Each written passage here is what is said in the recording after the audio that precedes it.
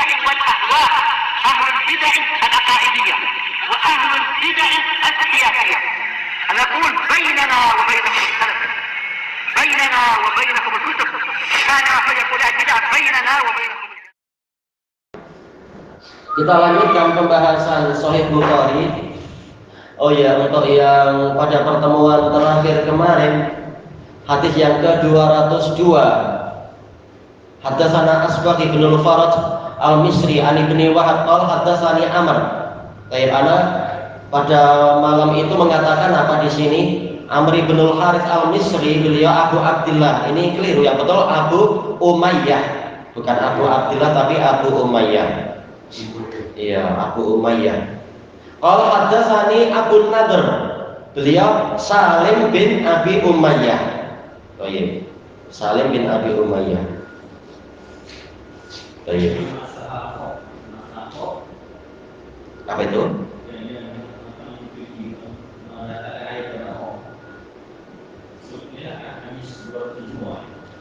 Yang 202 itu. Apa? Iya, mengusap khuf. Mengusap apa itu? Yang penutup kaki, yang menutupi buku lali, menutupi mata kaki. Iya betul. Yang sering dijual itu seperti kasut-kasut boot, stokin dari kulit, itu khuf juga. Ya itu asalnya khuf seperti itu. Kalau kasut biasa, boleh diberikan apa di tanggal kasut untuk sholat atas. Nah itu tadi syaratnya, yaitu apa? Menutupi buku lali, menutupi mata kaki. Kalau tak menutupi tak boleh. Karena apa? Tetap hakikatnya dia masih mudah untuk dilepaskan.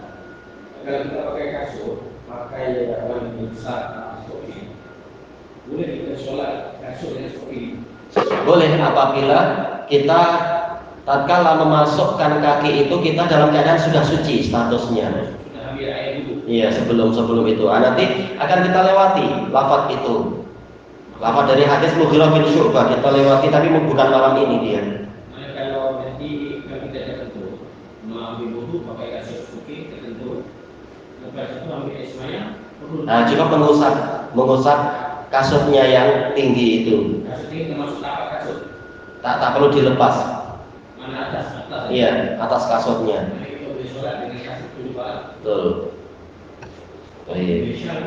Itu keringanan dari Allah.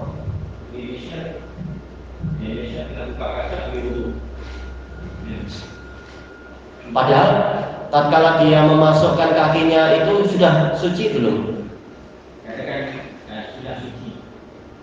Kita ambil wudu, mandi, ambil wudu, pakai suci, pakai kasut. Iya.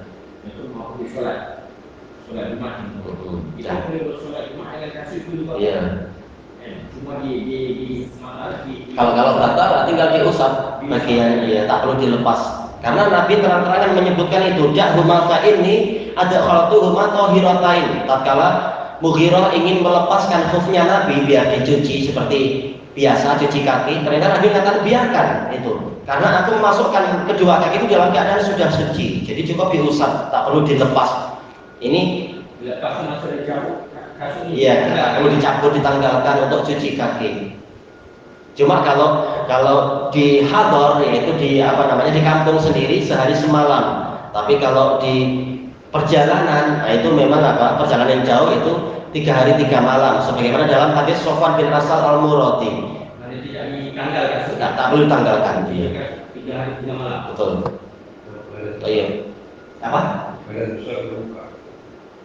Keadaan?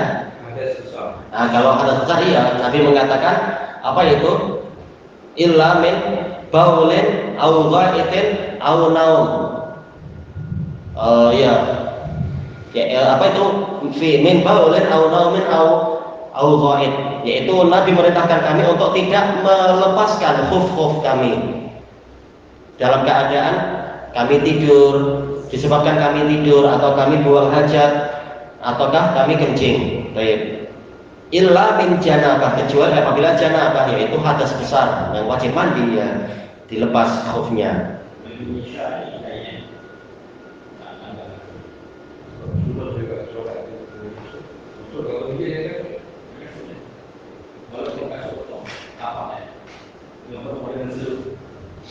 Boleh pakai kalau kasut mungkin orang akan bising-bising, tapi pakai stokin. Stokin dipakai. Jauh kasus itu pakai stokin. Iya. Maksudnya yang hilang stokinnya kan hilang atau kasusnya. Kalau sejak pertama kita kaki sudah suci, kemudian kita pakai stokin dan pakai kasut, nah, tak masalah. Kita nanti apa itu? Kalau batal, kita cuci, kita usap kasutnya. Iya. Sholat dengan stokin. Oh, nggak masalah, itu nggak masalah. Atau kalau kita tak ingin pakai stokin, ya sudah, stokinnya dilepas, nggak masalah. Dan itu dibahas oleh para fuqaha, semata-mata melepaskan khuf itu tidak menyebabkan wudunya batal. Baik. Sebagaimana apa orang yang berwudu kemudian dia mengusap rambut, habis mengusap rambut kepalanya gatal, cukurlah, hilang. Nah, apakah wudunya batal? Tak batal. Baik. Karena pembatal wudu ma'ruf, bukan termasuk di dalamnya adalah hilangnya rambut. Walaupun tadinya yang diusap adalah rambut bukan kepala. Baik, kita lanjutkan dulu masuk ke hadis yang baru. Qala Imam Al-Bukhari rahimahullah al-hadisus salis ba'dal mi'atain. Haddatsana Amr bin Khalid Al-Harrani qala haddatsana Al-Laits an Yahya bin Sa'id an Sa'd bin Ibrahim an Nafi' bin Jubair an Urwah bin Al-Mughirah an Abi, dari ayahnya yaitu Al-Mughirah bin Syu'bah radhiyallahu an Rasulullah sallallahu alaihi wasallam, dari Rasulullah sallallahu alaihi wasallam, annahu kharaja li hajatih, bahwasanya Nabi keluar untuk hajat beliau, yaitu apa? Buang hajat, mungkin air kecil ke air besar. Fattaba'ahul Mughirah bi'idawatin fiha ma, kemudian Mughirah mengikuti Nabi dengan membawa idawah, yaitu semacam bejana. Di dalamnya ada air. Fasobba alaihi hina faragha min hajatih, kemudian Mughirah mengucurkan air kepada Nabi tatkala Nabi sudah selesai dari hajatnya. Mengucurkan untuk apa? Nabi berwudu. Fatawadda, maka Nabi pun berwudu. Wa masaha alal khuffain, dan Nabi mengusap kedua khufnya. Ini diriwayatkan oleh Bukhari dan Muslim. Sebenarnya hadis ini sudah pernah terulang. Sudah pernah kita lewati terkait dengan orang yang membantu wudu orang lain.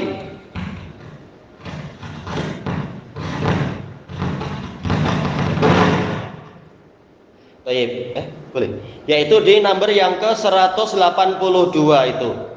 Hadis itu. Nah, sekarang terulang lagi tapi dari guru yang lain. Kalau yang dulu Amr bin Ali Al-Fallas.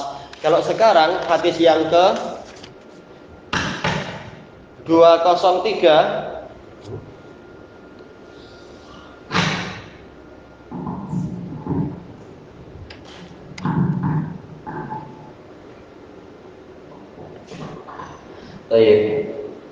Jadi hadis ini terulang pada pertemuan yang dulu, yaitu terkait dengan seseorang boleh membantu wudunya orang lain, yaitu di nomor berapa itu? 182. Imam Bukhari meriwayatkan dari Amr bin Ali Al-Fallas. Adapun sekarang nomor ke-203 Imam Bukhari meriwayatkan dari guru yang lain, Amr bin Khalid Al-Harrani, dan ini beliau adalah Abul Hasan. Harran ini kembalinya adalah ke Syam, tapi beliau tinggalnya adalah di Mesir. Siqah. Qala haddatsana Al-Laits, beliau Al-Laits bin Sa'ad Abdul Harits Al-Fahmi, termasuk imam nomor 1 di zamannya.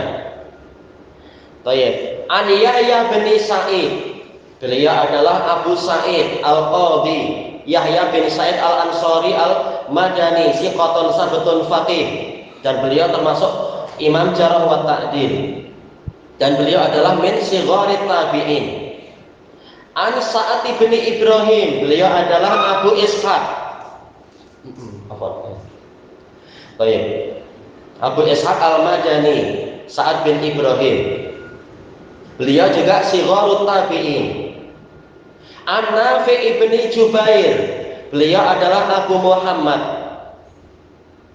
Abu Muhammad kalau tak salah beliau Al-Madani, dan beliau ini adalah termasuk tabi'in mutawassit, pertengahan. Siqah. An Urwata binil Mughirah, beliau adalah Abu Ya'fur. Ini kunyah yang sangat jarang untuk kita dengar, Ya'fur. Urwah ibnu Mughirah, beliau juga dari tabi'in mutawassit, pertengahan. Jadi di sini sanadnya ada 4 tabi'in.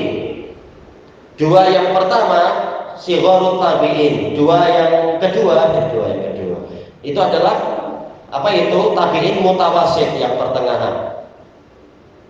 Baik, an abihi Al-Mughirah ibni Syu'bah Abu Yahya, dan ada kunyah yang lain. Radhiyallahu an As-Saqafi. An Rasulillah sallallahu alaihi wasallam, dan Rasulullah SAW annahu kharaja li hajatih, beliau keluar untuk hajatnya.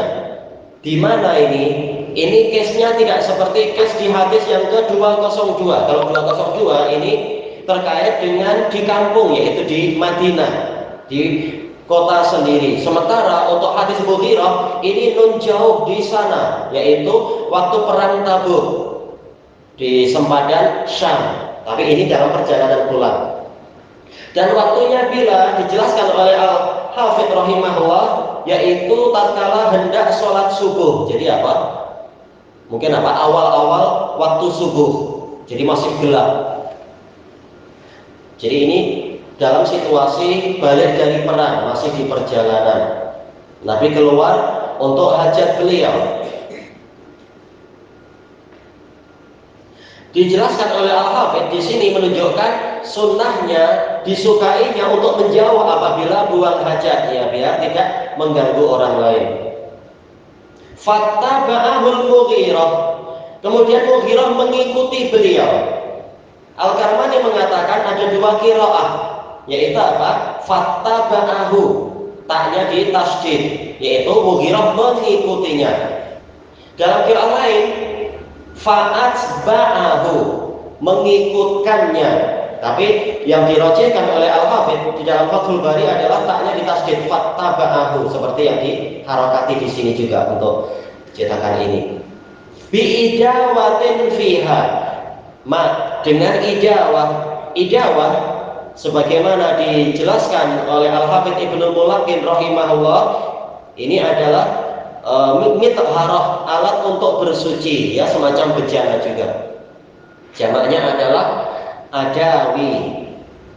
Baik. Inak jamaknya apa? Awani. Di dalamnya ada air. Baik. Kalau Al-Karmani mengatakan ini menunjukkan boleh, yaitu seseorang membantu orang lain tanpa izin. Nabi tidak menyuruh Mughirah, tahu-tahu Mughirah mengikuti beliau. Tentunya setelah selesai buang hajat, kemudian mengikuti beliau untuk memberikan air wudu. Tetapi Al-Hafidh mengatakan berdasarkan gabungan riwayat-riwayat yang lain, ketahuan bahwasanya Nabi lah yang memerintahkan Mughirah untuk datang membawa air. Dan di sini tahulah kita pentingnya untuk memahami riwayat dengan riwayat yang lain, menggabungkan dalil-dalil sehingga kita tahu gambaran yang sebenar, bukan hanya 1-2 hadis kemudian langsung disimpulkan, tetapi juga dikumpul-kumpulkan dulu hadis yang sama terkait dengan masalah ini agar gambarannya lebih jelas. Kemudian dan kata Al-Hafidh, maka dari sini tahulah kita bolehnya untuk isti'anah tatkala diperlukan, tatkala perlu, minta bantuan untuk dicarikan air. Apalagi beliau adalah Amirul Mukminin, namanya Nabi, yang pemimpin negara, boleh memerintahkan rakyatnya untuk membantu ini dan itu apabila diperlukan. Falsobba alaih, kemudian Mughirah mengucurkan air kepada Nabi agar mudah untuk berwudu. Disebutkan dalam riwayat yang lain, waktu itu Mughirah mencari air karena air tidak senang didapatkan di masa itu. Jelas untuk cari air susah, ya. untuk rehat di mana itu rest area atau apa, susah. Kemudian Mughirah kebetulan berjumpa dengan seorang wanita Badui di daerah situ. Wanitanya masih musyrikah. Tapi wanitanya baik, dermawan. Maka dibawakanlah kantong air, kantong yang berisi air. Kemudian Nabi memerintahkan Mughirah untuk bertanya kepada wanita itu, apakah kulitnya itu sudah disamak atau belum, sudah disucikan atau belum? Maka wanitanya mengatakan, demi Allah, saya sudah menyucikannya. Jadi bukan kantong yang masih najis, tapi ini kulitnya memang sudah disucikan. Nah, kata Al-Hafidh ini menunjukkan boleh kita menggunakan alat-alatnya orang musyrik apabila kalau dia dari kulitnya sudah disucikan. Apabila dohirnya memang dia sudah suci, lain kan antara disucikan dengan suci. Kulit perlu disamak. Cuma setelah disamak, selama ini kulitnya itu dipakai untuk apa? Masak khinzir kah, masak ular kah, apa? Untuk masalah ini, selama dohirnya itu bersih, kita hidu-hidu, kita cium, atau mungkin dohirnya suci, maka tidak perlu kita ragu-ragu memakainya, kecuali apabila ada tanda-tanda yang menimbulkan keresahan, misalkan. Nah, itu baru pembahasannya jadi lain. Dan ini yang dirajihkan oleh Imam Syafi'i dan dirajihkan oleh Al-Hafidh, selama dohirnya adalah barangnya itu sudah bersih, maka tak perlu dipertanyakan apakah ini tadi Anda pakai untuk itu tak menggoreng apa itu khinzir masak merah kata, misalnya tak perlu menanyakan itu. Entah nanti kita tahu coba-coba masak kan hasilnya apa entah. Ini misalkan.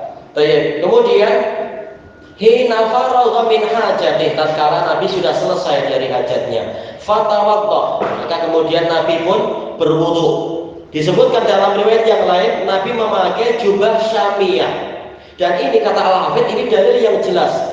Tak ada satupun riwayat yang mengatakan Nabi tatkala mendapatkan pakaian dari negeri kufar, beliau menanyakan, ini sudah disamak belum?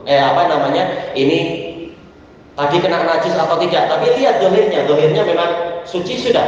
Tak perlu kita susah payah untuk meneliti sedalam itu, kecuali apabila ini memang dari kulit. Nah, coba ditanyakan.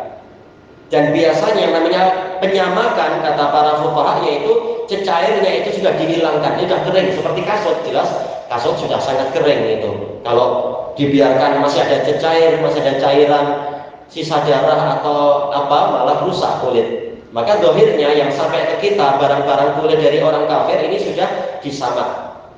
Maka tak perlu ditanyakan, ini sudah suci belum? Ataukah jangan-jangan tadi kena apa? Tinggal dihidu sedikit, kalau nggak ada masalah, tak perlu kita was-was. Ternyata jubahnya itu bagian lengan bajunya sempit, Nabi tak mampu untuk menarik ke siku untuk berwudu, mencuci tangan. Maka beliau pun memasukkan tangan beliau dan ke dalam jubahnya dan mengeluarkan dari bawah untuk berwudu. Ini kelengkapan riwayatnya. Wa masaha 'alal khuffain, dan beliau mengusap khufnya. Disebutkan oleh Al-Karmani, ada pertanyaan di sini Nabi berwudu, dan asal dari wudu adalah yaitu mencuci dari yang paling awal sampai paling akhir, yaitu mencuci kaki. Lalu bagaimana ini mencuci kaki dan mengusap khuf? Kata Al-Karmani, bukan seperti itu cara memahaminya, tetapi tatkala dikatakan berwudu dan mengusap khuf, berarti maksudnya adalah berwudu untuk seluruh anggota wudu selain kaki. Untuk kaki tidak dicuci, tapi cukup khufnya itu yang diusap. Kemudian terjadi perselisihan di kalangan ulama, dan itu disebutkan oleh Ibnu Battah dalam syarah beliau, yaitu mengusap khuf itu bagian atas atau bawah atau dua-duanya. Kalau Syafi'i memilih dua-duanya, atas dan bawah. Dan semua sahabat bersepakat kalau hanya mengusap bagian bawah ini tidak sah. Lalu yang betul apa? Yang betul adalah pendapat Sufyan Ats-Tsauri, Lais bin Sa'ad dan lain-lain, cukup usap bagian atas. Dan ini yang dirojihkan oleh Al-Karmani juga dan oleh para ulama zaman sekarang. Kenapa? Karena lafaznya jelas alal khuffaini. Dalam riwayat yang lain ala khufaihi, ala itu menunjukkan bagian atas. Apalagi apa? Diriwayatkan oleh Abu Dawud dalam sunan beliau dari Ali, zahir sanadnya sahih. Lau kana dinu bir ra'yi lakana asfalu al-khufaini ahaqqa bil masah min a'lahuma. Seandainya agama itu dengan rasional, cuma dengan pakai akal saja, niscaya bagian bawah khuf itu lebih layak lebih berhak untuk diusap daripada atas. Kan yang kena tanah bawah. Kenapa yang diusap justru atas? Walakinni ra'aitu Rasulullah sallallahu alaihi wasallam yamsahu alal khufaini duna asfalihima. Tetapi saya melihat Rasulullah SAW mengusap bagian atas khuf tanpa mengusap bagian bawah. Berarti agama ini memang bukan dengan ra'yu, bukan dengan rasional, tapi dengan mencontoh Nabi. Terus dijelaskan oleh Imam Ibnu Utsaimin kalau tak salah dalam Syarhul Mumti', maksudnya ra'yu di sini adalah bidayatul ra'yi, yaitu awal ra'yu. Kalau betul-betul ra'yu kita sesuai dengan sunnah, ra'yu kita itu mendapatkan taufik, niscaya contoh Nabi ini sesuai dengan ra'yu, yaitu apa? Yang terkena tanah, terkena kotoran dan sebagainya, terkena debu, itu bagian bawah. Seandainya bagian bawah yang diusap, misalnya apa? Malah justru makin kotor itu, karena sekedar diusap, bukan dicuci betul-betul.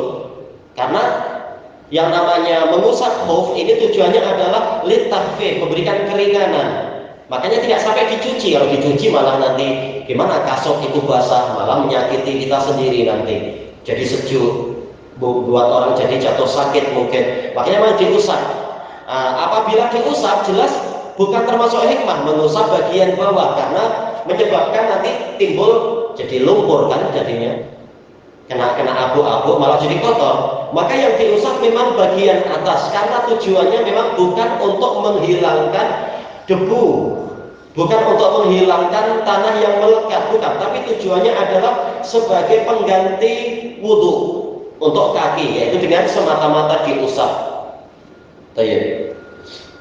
Intinya adalah bahwasanya kesimpulannya yang benar, mengusap itu bagian atas, bukan bagian bawah. Sekarang permasalahannya, bagaimana apabila khufnya itu robek-robek? Mungkin nampak kuku lalinya sedikit, atau mungkin nampak bagian lain, nampak tumit.